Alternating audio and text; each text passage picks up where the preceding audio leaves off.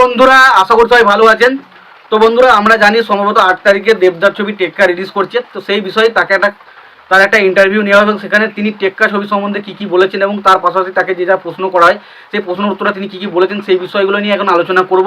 তো আশা করব ভিডিওটা খুবই ইন্টারেস্টিং হবে। ভিডিওটাকে আপনারা শেষ পর্যন্ত দেখতে থাকবেন। চ্যানেলটা নতুন হয়ে থাকলে অবশ্যই আপনারা চ্যানেলটা সাবস্ক্রাইব করে নিয়ে পাশে বেল আইকনটা অবশ্যই প্রেস করে দেবেন। তো প্রথমত আমি যে বিষয়টা নিয়ে কথা বলবো তো সেটা হলো যে এই যে দেবদা টেক্কা, এই টেক্কা ছবি নিয়ে দেবদাকে বলা হলে দেবদা যে ছবিটা গল্পটা একটা সাধারণ মানুষের ঘটনা এবং এখানে তুমি একজন কিডন্যাপের ছবি, তখন সে বলে দেখুন এই যে ক্যারেক্টারটা এটা আমার কাছে প্রচণ্ড চ্যালেঞ্জিং ছিল, খুব খুব খেটেছি ক্যারেক্টারটার জন্য। এবং এখানে এই ছবিটা কখনো একটা সুপারস্টার দেবের কথা বলে না, একটা সাধারণ মানুষ, একটা সাধারণ নাগরিকের কথা বলে যার চাকরি চলে গেছে এবং চাকরি চলে যাওয়ার পর তাকে কী কী হেনস্থার মধ্যে পড়তে হয় সেই জিনিসগুলো কিন্তু ছবির মধ্যে দেখানোর চেষ্টা করা হয়েছে। দ্বিতীয়ত তাকে প্রশ্ন করা হয় যে সৃজিত মুখার্জির সাথে অনেকদিন পর তার আবার জুটি বাঁধছেন, তো কেমন লাগলো জুটিটা। তো তিনি বলেন যে সৃজিত মুখার্জি খুব ভালো একজন দক্ষ পরিচালক এবং তিনি আমার মতন একই, কারণ আমি যখন কোনো ছবি বানাই সেই ছবির মধ্যে কোনো রকম ভুল ত্রুটি বা খামতি রাখতে চায় না। তো সৃজিত মুখার্জি হচ্ছে এমন একজন পরিচালক, সেও কিন্তু তার ছবির মধ্যে কোনো রকম ভুল ত্রুটি রাখতে চান না, যেটা কিন্তু আমরা এই ছবির মধ্যে দেখতে পাবো। এবং এই সৃজিত মুখার্জি খুব ভালো একজন দক্ষ পরিচালক এবং তার সঙ্গে কাজ করে আমার খুবই ভালো লেগেছে। এর পাশাপাশি তাকে বলা হয় যে এবছরে তো টেক্কার পাশাপাশি শাস্ত্রী এবং বহুরূপীর মতো দুটো ভালো ভালো ছবি আসছে।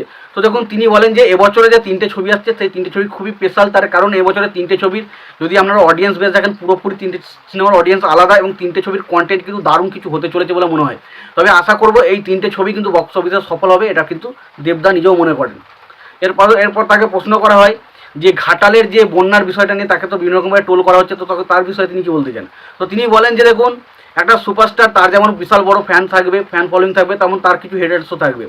এবার ঘাটালের এই বিষয়টা এমন একটা বড় বন্যার বিষয় হয়ে এমন একটা ইস্যু হয়ে গেছে এবং আমার যেটা করার ছিল বা আমি যেটা করার চেষ্টা করেছিলাম সেটা আমি করেছি, বাট আমার পক্ষে পুরোটা সামলানো আমার পক্ষে সম্ভব হয়নি।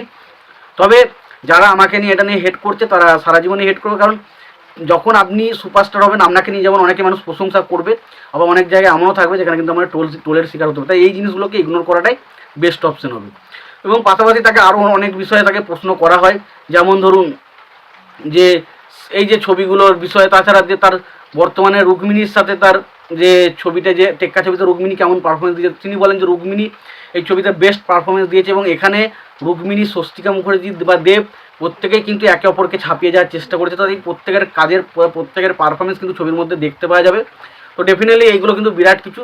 এবং সবশেষে তিনি এটাই বলেছেন এই ছবিটা আশা করি অডিয়েন্স দেবে, কারণ ওই অডিয়েন্সের এটা সাধারণ মানুষের গল্প নিয়ে সিনেমাটাকে বানানোর চেষ্টা করা হয়েছে এবং সাধারণ মানুষের সিনেমা আশা করি মানুষজন দেখবে। তো এই নিয়ে কিন্তু মোটামুটি তারা ইন্টারভিউটা তিনি দিয়েছেন এবং পাশাপাশি আরও কিছু প্রশ্ন করেছিল, এই মুহূর্তে আমার মনে পড়ছে না সব, বাট যেগুলো মনে পড়ছে সেগুলো বললাম। এবং তোমাদের এই বিষয়টা নিয়ে কি মতামত তোমরা অবশ্যই জানিও। তোমাদের যদি ভিডিওটা পছন্দ হয় অবশ্যই লাইক কমেন্ট শেয়ার করে দিও। চ্যানেলটা নতুন হয়ে থাকলে অবশ্যই তোমরা চ্যানেলটা সাবস্ক্রাইব করে নিয়ে পাশে বেল আইকনটা অবশ্যই প্রেস করে দিও। ভালো থেকো, সুস্থ থেকো, দেখা হচ্ছে পরের ভিডিওতে।